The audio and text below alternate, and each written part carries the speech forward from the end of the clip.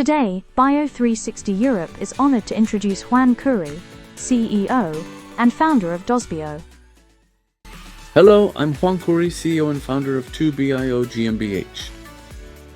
Our mission is to decarbonize the planet, and we pursue it with a clear vision to produce biofertilizers from biogas plants, providing carbon-negative nutrients to help protect bodies of water, food production, and the soil. In the current transition from a fossil-based economy to a bio-based one, making full use of nutrients, which are generally discarded as effluents, poses a particular challenge.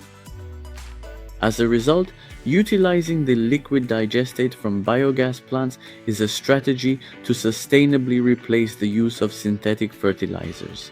The solution we will present is to convert the liquid digestate into a solid granulate, which improves storage and transport capabilities and also eliminates the problem of direct application of liquid fertilizer.